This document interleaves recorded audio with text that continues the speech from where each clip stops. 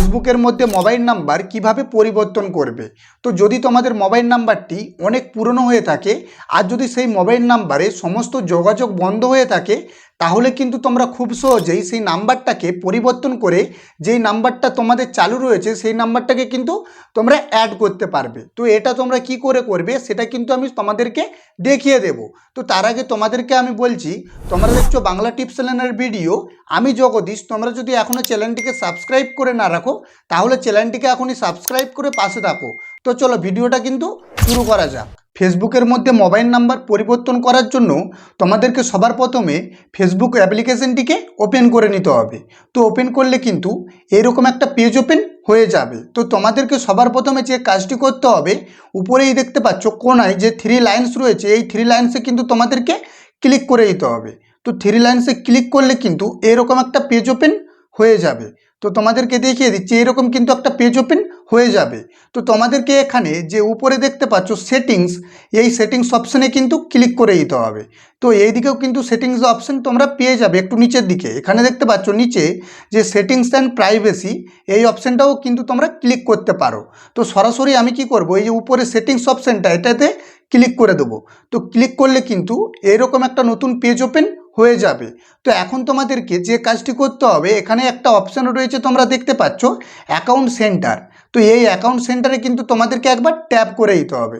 যদি তোমরা একবার ট্যাপ করে দাও তাহলে কিন্তু এইরকম একটা পেজ ওপেন হয়ে যাবে।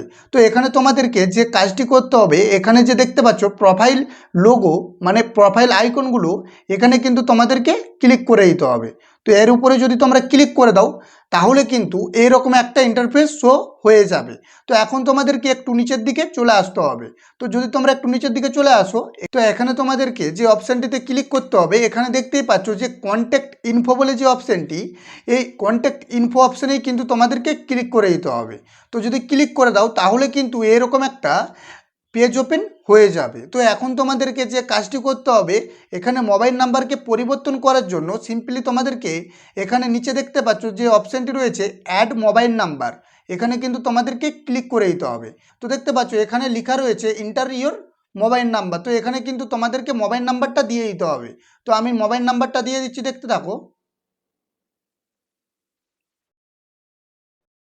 তো দেওয়ার পরে এখন আমি কি করব, এই যে উপরে দেখতে পাচ্ছ চেঞ্জ অপশানটা, এই চেঞ্জ অপশানে কিন্তু ক্লিক করে দিতে হবে।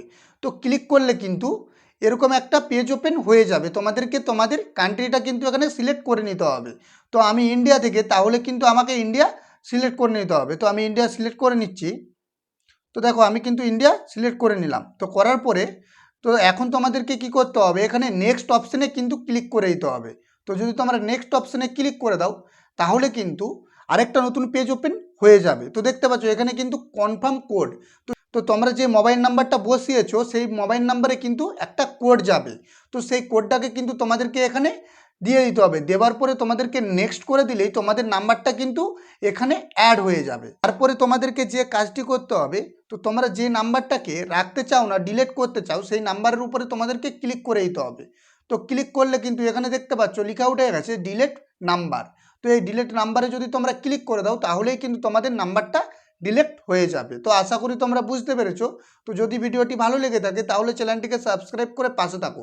তো চলো দেখা হচ্ছে পরের ভিডিওয়।